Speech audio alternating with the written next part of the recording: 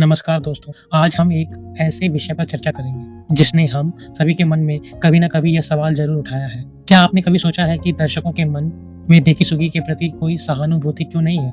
अगर हम ध्यान से देखें तो देखी-सुगी एक बेहद सीधा, शांत और सर्वगुण संपन्न लड़का है। वह अपनी पढ़ाई से लेकर खेल-कूद तक हर जगह अव्वल रहता है और कभी किसी के लिए कोई परेशानी या विवाद खड़ा नहीं करता। लेकिन इसके बावजूद नोबिता हमेशा उससे ईर्ष्या करता है। नोबिता के मन में हर समय यह डर और असुरक्षा बनी रहती है कि देखी-सुगी शिजुका को उससे दूर ले जाएगा। अपनी इसी हीन भावना के कारण नोबिता बिना किसी कारण के देखी-सुगी को अपना शत्रु मान बैठता है, जबकि सच्चाई यह है कि देखी-सुगी का ध्यान सिर्फ अपनी शिक्षा और उन्नति पर होता है, किसी को नीचा दिखाने पर नहीं। अब जरा नोबिता की हरकतों पर गौर कीजिए।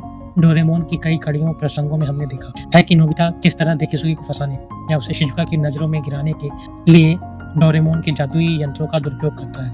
उदाहरण के तौर पर जब भी शिजुका और देखी-सुगी एक साथ पढ़ाई कर रहे होते हैं या कोई चित्रकारी कर रहे होते हैं, तो नोबिता जादुई उपकरणों की मदद से उनके बीच दरार डालने पहुंच जाता है। कई बार वह यंत्रों का उपयोग करके देखी-सुगी को सुलाने का प्रयास करता है या उसका गृह कार्य बिगाड़ने की साजिश रचता है ताकि वह उसे मूर्ख साबित कर सके। लेकिन इसके ठीक विपरीत देखी-सुगी का बड़प्पन देखिए।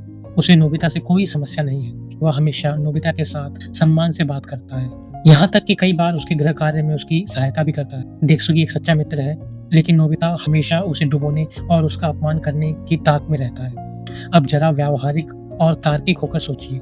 कोई भी समझदार लड़की नोबिता जैसे मूर्ख, आलसी और हमेशा रोने वाले लड़के के साथ अपना जीवन कैसे बिता सकती है?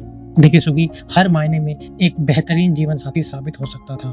वह समझदार है, अपने भविष्य को लेकर स्पष्ट है और शिजुका का बहुत सम्मान करता है। जब हम डोरेमोन के भविष्य पर आधारित एक बहुत ही भावुक चलचित्र की बात करते हैं, तो उसमें दिखाया गया है कि वयस्क होने पर देखी-सुगी शिजुका के सामने अपने प्रेम का प्रस्ताव रखता है, लेकिन शिजुका उसे मना कर देती है। शिजुका यह स्वीकार करती है कि देखी-सुगी आत्मनिर्भर है और उसे शिजुका के सहारे की कोई आवश्यकता नहीं है। शिजुका को लगता था कि नोबिता उसके बिना अधूरा है, इसलिए उसने तरस खाकर या उसे अपनी जरूरत समझकर नोबिता को चुना। लेकिन अंत में एक बात तो स्पष्ट है, उस बेचारे देखी-सुगी ने कभी किसी का बुरा नहीं चाहा। फिर भी उसे दर्शकों और कहानी की तरफ से वह न्याय कभी नहीं मिला जिसका वह असल में हकदार था।